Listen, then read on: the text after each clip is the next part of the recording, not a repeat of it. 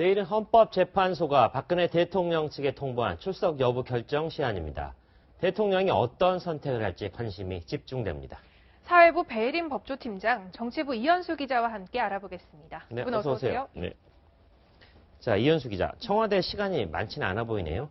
자, 내일까지 뭔가를 결정해야 되는데 지금까지 나온 결론 있습니까? 네, 어제 대통령 대리인단이 네. 심야 회의를 하고 그 정리된 의견을 대통령에게 전달을 했는데요. 네. 이 자리에서 다수 변호사들은 국민들에게 당당히 알릴 수 있는 기회다, 참석하시는 게 좋겠다라는 다수 의견이 있었고요. 아하, 네. 노무현 전 대통령이 왜 안 나왔겠느냐, 변호사들이 얼마나 집요하게 질문을 할 텐데 안 나오시는 게 좋겠다라는 의견이 소수였다고 합니다. 그렇네요. 이 다수 의견, 소수 의견을 모두 대통령에게 전달한 상태고요. 조금 전까지는 아직 대통령의 답은 없었던 것으로 확인이 되고 있습니다. 네. 청와대 측에서도 오늘 한강옥 대통령 비서실장 주재로 대책회의가 열렸는데요. 네. 대리인단이 이제 전해온 의견을 중심으로 논의가 됐는데 청와대 관계자의 발언에 따르면 결국 박 대통령이 결심하는 것만 남아있다. 네. 즉 오늘 밤이나 내일 오전 10시 변론 전까지 대통령 의사를 전달해 올 것으로 보인다라는 반응입니다. 네, 네. 청와대 그리고 박근혜 대통령에게 오늘은 굉장히 고민스러운 날일 그렇죠. 것 같습니다.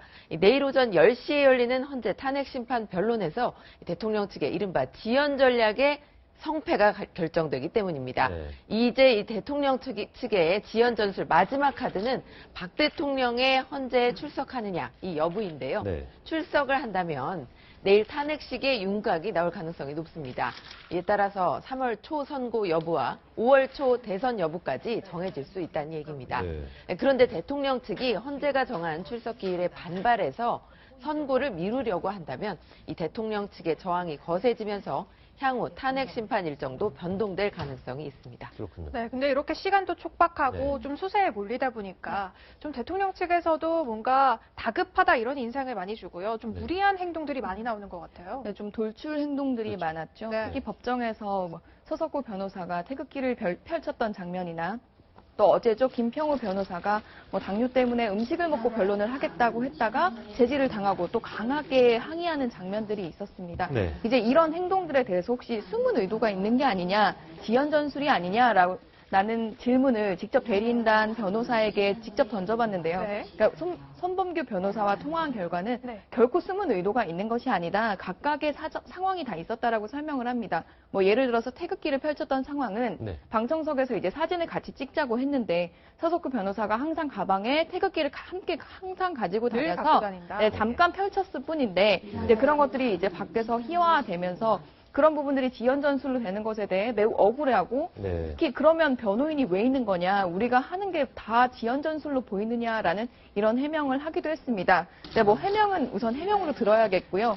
하지만 여권 일각에서는 대통령 대리인단이 대통령이 억울하다는 점과 그리고 보수가 무너질까 봐 우려하는 점 때문에 조금 과한 액션을 하는 게 아니냐, 이런 쓴소리도 나오기도 합니다. 그렇군요. 네, 이런 과한 액션 그리고 또 헌재가 제지를 하고 나서고 있죠. 헌재가 이렇게 단호하게 나오는 이유는 대통령 대리인단의 끊임없는 돌출 행동들이 이 헌법재판소의 권위를 무너뜨리는 네. 심각한 심각한 행위라고 판단하기 때문입니다. 네. 통상 법원이나 헌재에서는 이 재판관들이 들어올 때 그리고 나갈 때 기립을 합니다.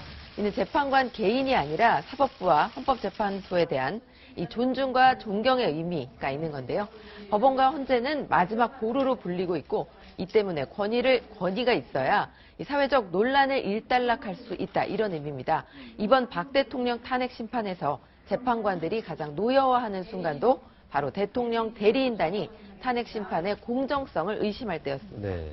자, 배혜림 기자. 네. 양쪽 모두 다 불복하려고 자꾸 명분 쌓기 하는 것 아니냐, 그런 느낌이 좀 들어가는데 어쨌든 대통령 쪽에서 더 강력한 반발이 나오고 있는데, 자, 이에 대해서 헌재 쪽은 어떤 입장을 취하고 있습니까? 네, 박한철 전 헌재소장은 지난달 말에 퇴임하면서 이 신속 결론을 거듭 강조했습니다. 네. 그런데 이정미 권한대행은 탄핵 심판을 주재하는 첫 변론에서 이 공정성에 방점을 찍었습니다. 네. 이 때문에 대통령 측이 절차적 문제를 지적하면서 공정성 시비를 불러일으키면 이 이정미 재판관도 도리가 없을 것이라는 관측이 나왔죠. 네. 하지만 시간이 지날수록 이정미 소장 권한 대행은 아주 단호한 모습을 보이고 있습니다. 네. 이 대리인단이 헌재 결정을 미뤄달라고 하자 한 달이고 두 달이고 마냥 재판을 할 수는 없다. 네. 재판은 우리가 한다. 이렇게 말을 하면서 대통령 측의 요구를 받아들이지 않은 겁니다. 원칙대로 하겠다는 얘기죠. 네. 네, 그렇죠. 하지만 대통령이 만약에 출석을 한다고 한다면 출석 기일과 의전 등에 신경을 쓰지 않을 수 없겠죠.